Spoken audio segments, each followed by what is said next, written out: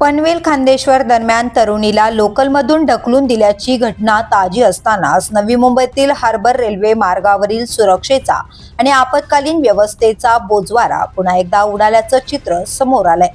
Vashi railway स्थानकात वेळेवर वैद्यकीय मदत न मिळाल्याने हर्ष पटेल या अवघ्या 25 वर्ष तरुणाचा दुर्दैवी मृत्यू झालाय।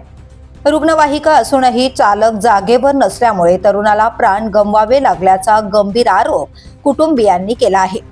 नेमकी घटना काय आहे पाहूयात। 2 डिसेंबर रोजी दुपारी 1:37 हर्ष पटेल चेंबूरहून पनवेलकडे जाणाऱ्या लोकलमधून प्रवास करत होता। प्रवासादरम्यान अचानक त्याला तीव्र हृदयविकाराचा झटका आला आणि तो लोकलमध्येच बेशुद्ध पडला।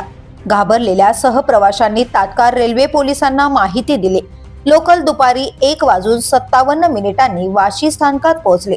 रेल्वे आणि हर्षला स्थानकाबाहेर उभ्या असलेल्या 108 रुग्णवाहिकेपर्यंत नेले। मात्र इथेच धक्कादायक वास्तव समोर आलं। रुग्णवाहिका होती पण मात्र चालकच गायब होता। जेवणासाठी चालक बाहेर गेल्याचं सांगण्यात आलं। सुमारे 15 मिनिटे गंभीर अवस्थेत असलेल्या हर्षला रुग्णवाहिकेत ठेवून चालकाची वाट पाहावी लागली। वेळ निघून जात असल्याचं लक्षात आल्यानंतर अखेर रेल्वे पोलिसांनी हर्षला सरकारी जीपमधून नवी मुंबई महानगरपालिका रुग्णालयात नेण्याचा निर्णय घेतला। मात्र तोपर्यंत फार उशीर झाला होता। रुग्णालयात पोहोचण्यापूर्वीच हर्षचा मृत्यू झाला असल्याचं डॉक्टरांनी घोषित केलं। या घटनेनंतर हर्षची बहीण अमिका पटेल हिने सोशल मीडियावर व्हिडिओ शेअर करत रेल्वे प्रशासनावर संताप व्यक्त केलाय। वाशी स्थानकात स्ट्रेचर नव्हते, व्हीलचेअर नव्हती, प्राथमिक उपचारांची कोणतीही सुविधा उपलब्ध नव्हती। हर्षला अक्षरशः कपड्याच्या सहाय्याने उचलून सबवेमधून नेण्याची वेळ प्रवाशांवर आली।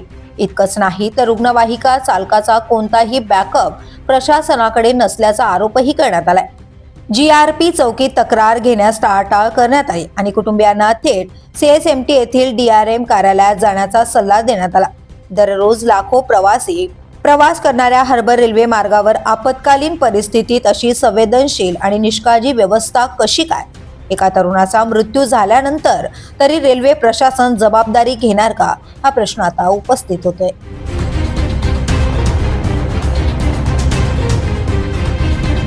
The police news bureau, Vashi.